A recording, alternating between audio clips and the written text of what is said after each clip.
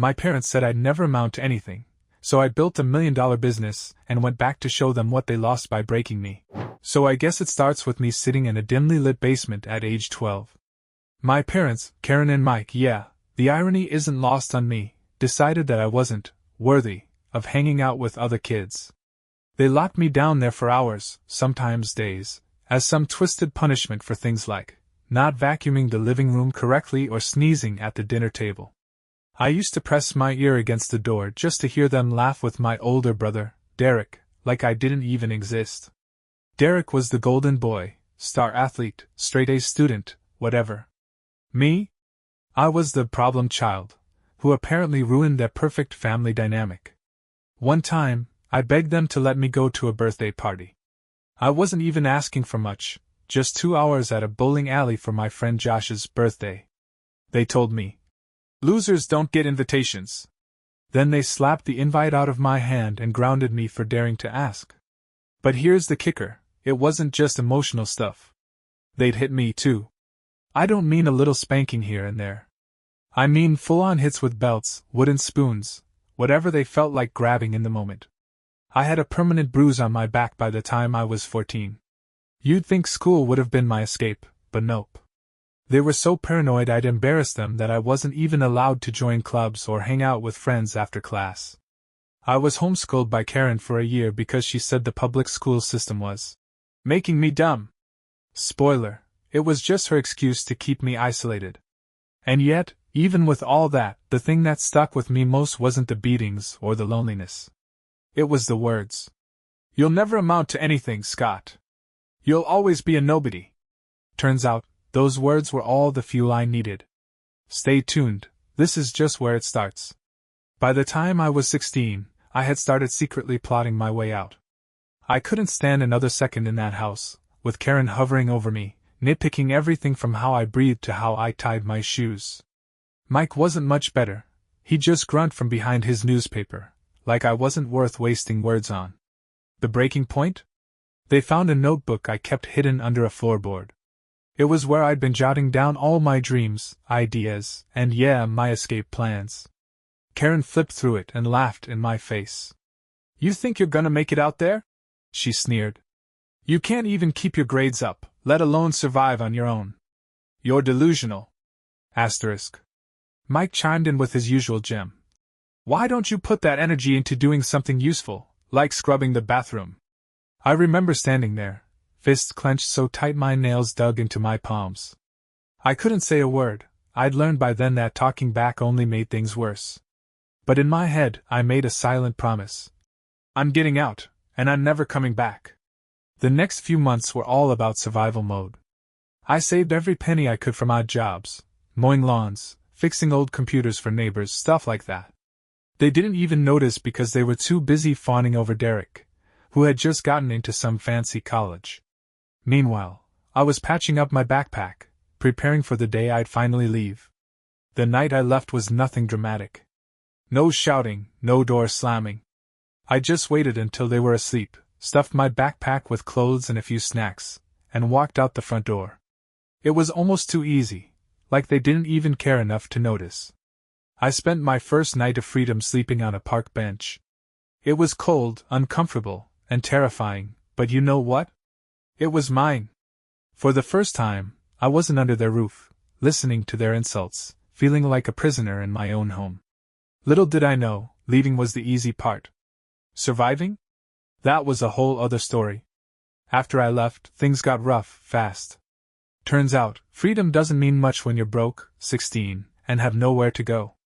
My first couple of nights were spent bouncing between park benches and bus stops, clutching my backpack like it was all I had. Spoiler alert, it was.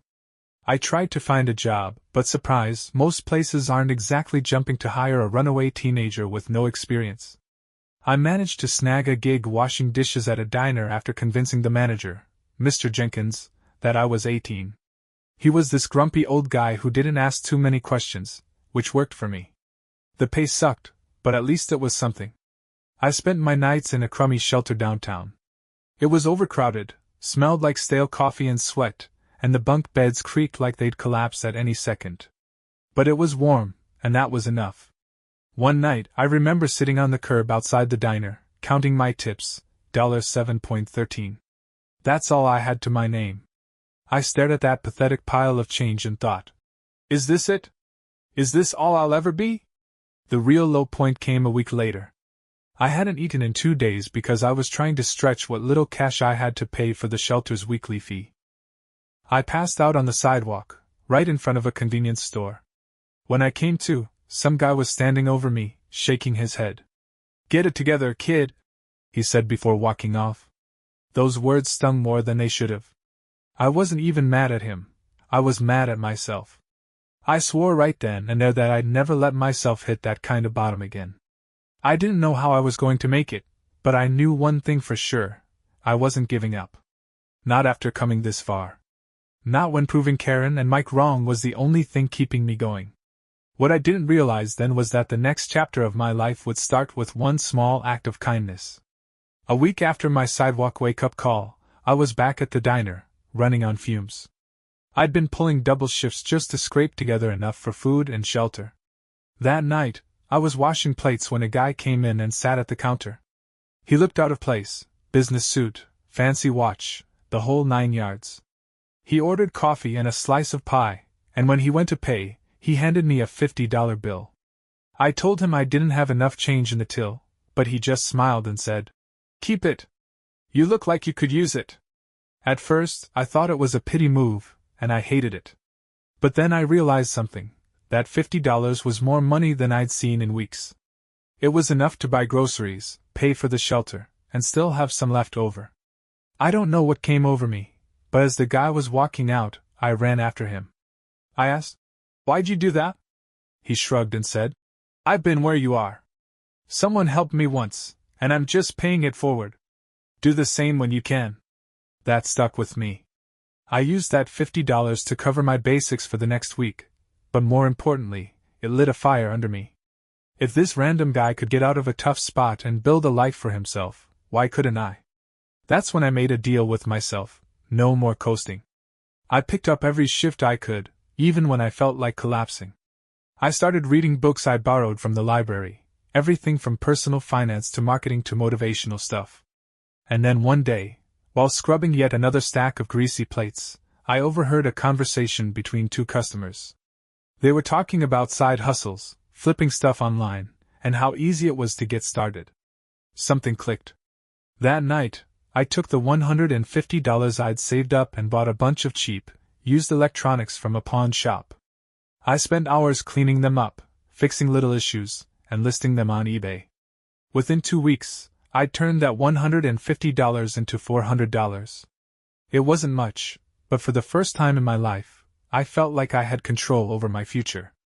I wasn't just surviving anymore. I was building something. Little did I know, that small side hustle would grow into something far bigger than I ever imagined. Flipping electronics became my obsession. I worked my shifts at the diner during the day and spent my nights scouring Craigslist and thrift stores for anything I could resell. One day, I hit the jackpot. A guy was selling a broken gaming console for $20. He said it was trash, but I saw potential. I spent hours watching YouTube tutorials and fixed it with a $5 part. I sold it for $200 the next day. That $200 felt like $1,000,000. For the first time, I saw a future where I wasn't stuck washing dishes forever. It wasn't just about the money, it was proof that I could do something on my own. No Karen, no Mike, no one else telling me I couldn't. This was only the beginning. That $200 flip was the turning point. I reinvested every penny into more electronics, phones, laptops, gaming consoles, whatever I could get my hands on. I wasn't just flipping stuff, I was learning the game. I got better at spotting deals, negotiating prices, and fixing things fast. Every time I made a sale, I'd put a little extra aside. I stopped needing the diner job after a few months, which felt surreal. Quitting was my first taste of real freedom. By the end of that year, I was making more money in a month than I ever thought possible. I wasn't just scraping by anymore. I was thriving. The best part? I hadn't told Karen or Mike a single thing. Let them think I was still a nobody. Their day was coming. By the time I was 19, flipping electronics wasn't just a hustle, It was a full-blown operation.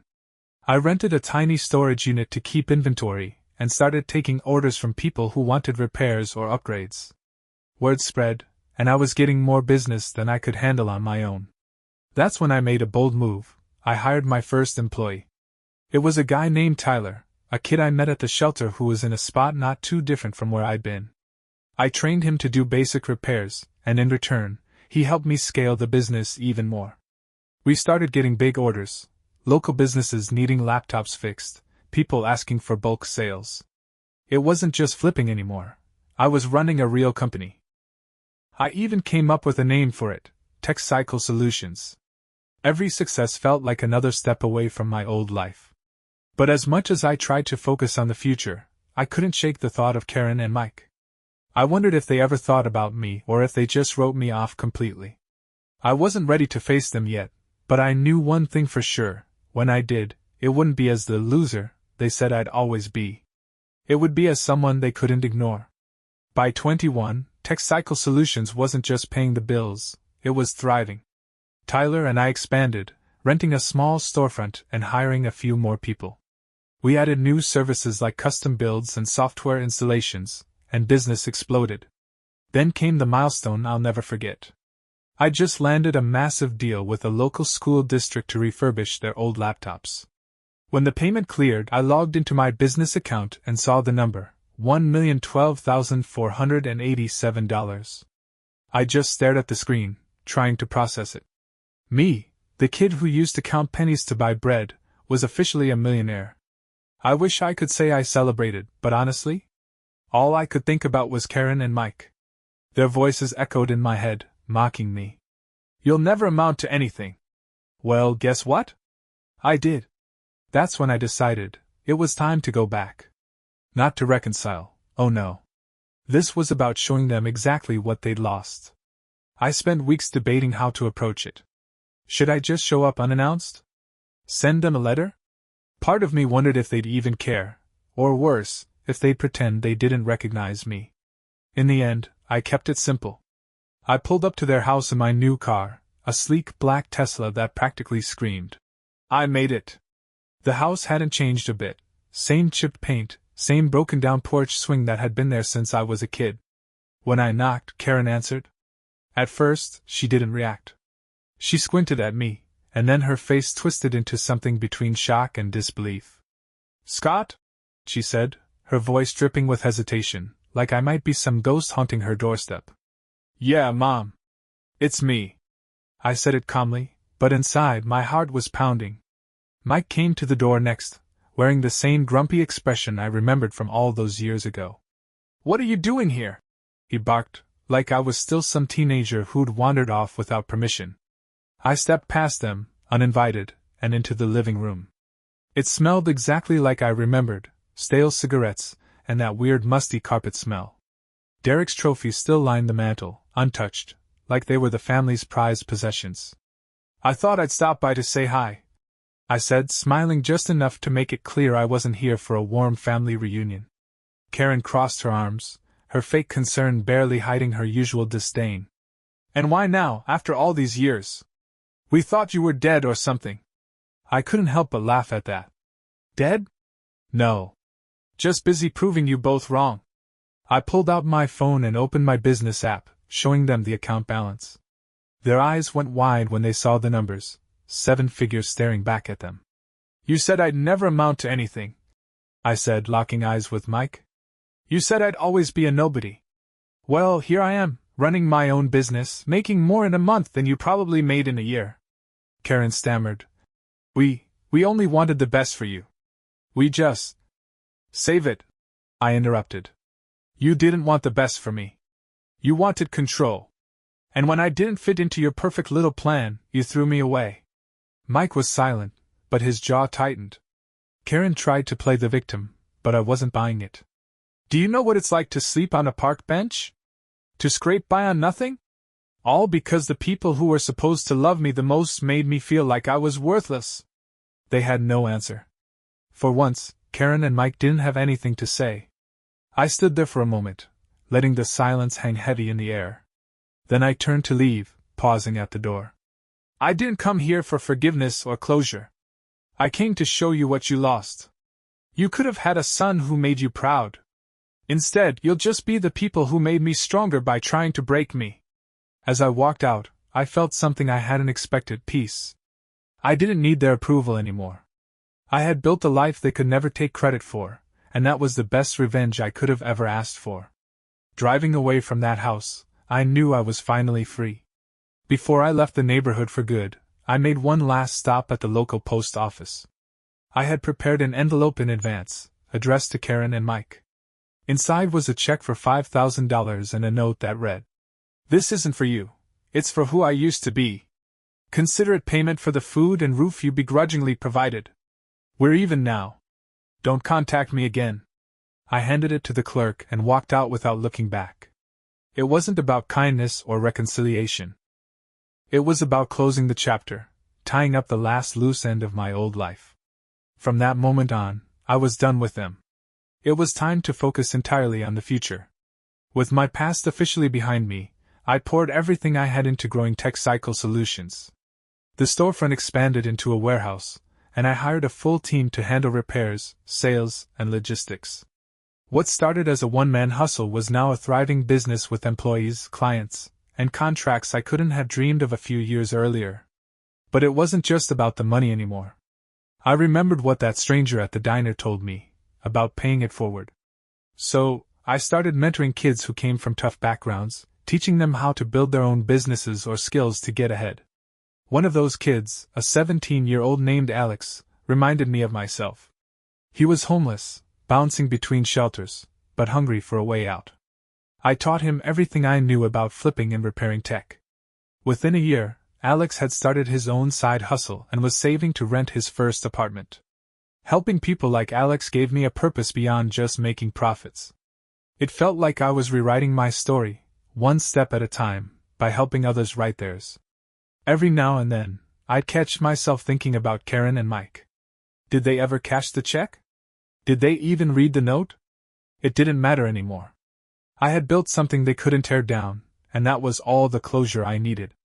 For the first time in my life, I wasn't just surviving, I was making a difference. About a year later, something unexpected happened. I got an email from an address I didn't recognize. The subject line simply read, "Karen." For a second, I thought about deleting it. But curiosity got the better of me. I opened it, and there it was, a short, cold message from my mother. "Scott, we got your letter and the money. You didn't need to do that, but I guess it shows you turned out better than we expected. Mike isn't doing well, health problems. If you want to see him, you should come soon. Mom." No apology. No acknowledgement of what they'd done.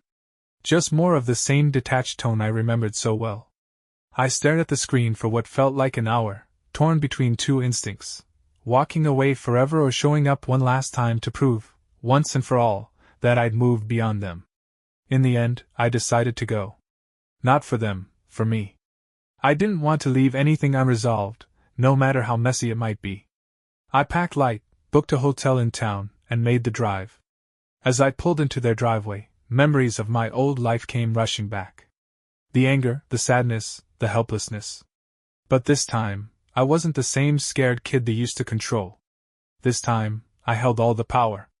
I rang the doorbell, unsure what kind of reception I'd get. When Karen opened the door, her face told me everything. She wasn't happy to see me, but she also couldn't ignore me. "Come in," she said stiffly, stepping aside.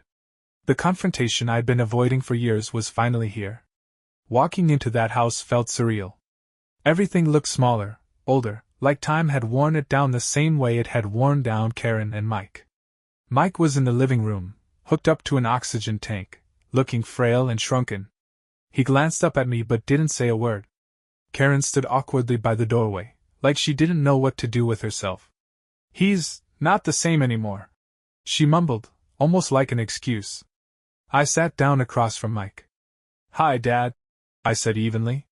He just stared at me, his expression unreadable. For a moment, I thought he might apologize. Instead, he just muttered, "You look different." That was it. No apology, no acknowledgement of the past. Just another cold, detached remark? I realized then that I wasn't going to get closure from them. But I didn't need it. I was here to close the door myself. I came to say goodbye, I said, standing up. Take care. Karen called after me as I left, but I didn't look back. I'd done my part. It was over. As I pulled out of the driveway, I didn't feel anger or regret, just relief. For years I thought I needed their acknowledgement, their apology, to move on. But sitting in that house, seeing them exactly as they'd always been, I realized something: they weren't worth it. They hadn't changed, and they never would. And that was fine because I had. Driving away, I felt lighter, like I'd finally let go of the weight I'd been carrying for years. My life was mine now, no more shadows of the past holding me back. For the first time, I was truly free. A week after that visit, I was back in my office, reviewing plans for the next expansion of TechCycle Solutions. My team had grown to over 20 people, and we were opening a second location in a neighboring city. Life felt full, purposeful, and entirely mine. One afternoon, I got a call from Alex, the kid I'd been mentoring. He was ecstatic. He just landed a contract to supply refurbished computers to a small nonprofit. I couldn't have done it without you, man, he said. That hit me hard. The cycle was complete. I'd taken the pain of my past and turned it into something meaningful, not just for myself but for others who needed it. Karen and Mike? They were just a footnote now, a distant memory of where I'd started. They no longer defined me. I wasn't living to prove them wrong anymore. I was living to prove myself right. And that was the best revenge of all.